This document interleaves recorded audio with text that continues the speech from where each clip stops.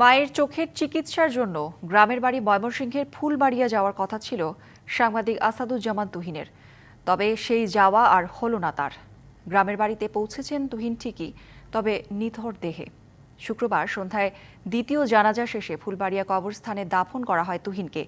তরুণের সাংবাদিকের এমন মৃত্যু মেনে নিতে পারছে না স্বজন ও এলাকাবাসী। সবার দাবি দোষীদের সর্বোচ্চ শাস্তির।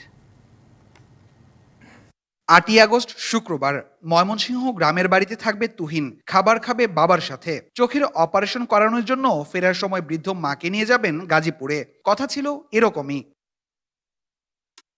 তুহিন তার কথা রেখেছে, বাড়ি এসেছে নির্ধারিত দিনেই, তবে নিথর দেহে। আর একসাথে খাওয়া হলো না বাবার সাথে। মায়ের অপারেশনের জন্যও নেই তারা। অন্তিম যাত্রায় নিজ বাড়িতে ঘুমিয়ে থাকতেই শেষবারের মতো বাড়ি ফিরল তুহিন। এক ব্যক্তির ওপর হামলার ভিডিও ধারণকে কেন্দ্র করে বৃহস্পতিবার রাতে গাজীপুরের সন্ত্রাসীরা কুপিয়ে হত্যা করে সাংবাদিক তুহিনকে। ওর দৃষ্টান্তমূলক বিচার চাই। ওর ব্যবসা বাণিজ্য প্রতিষ্ঠান ধ্বংস হয়ে গেছে। সাংবাদিকতা করতে যায় যদি নির্মম ভাবে হত্যা হয় এবং অনাকাঙ্ক্ষিত মৃত্যু হয়, তাদের তো ছেলে মেয়েদের কোনো ভবিষ্যৎ আছে, এদের কি হবে?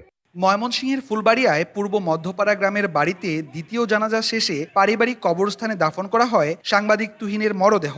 এর আগে গাজীপুরে হয় প্রথম জানাজা। প্রকাশ্যে কুপিয়ে হত্যার ঘটনা মেনে নিতে পারছে না পরিবারের স্বজনরা। দাবি জানান জড়িতদের সর্বোচ্চ শাস্তির। কে জানতো যে এটাই অশেষ যাত্রা, আর ভাগ্যের কি নির্মম পরিহার, আজকে এই স্কুল মারি তোর জানাজা হচ্ছে। 2005 সাল থেকে গাজীপুরে পরিবার নিয়ে বাস করছিলেন তুহিন। ওষুধ ব্যবসার পাশাপাশি বছর 3 ধরে কাজ করছেন একটি জাতীয় দৈনিকের স্টাফ রিপোর্টার হিসেবে।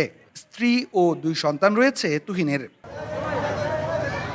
ইমরান হাসান রাব্বি, ডিবিসি নিউজ, ময়মনসিংহ।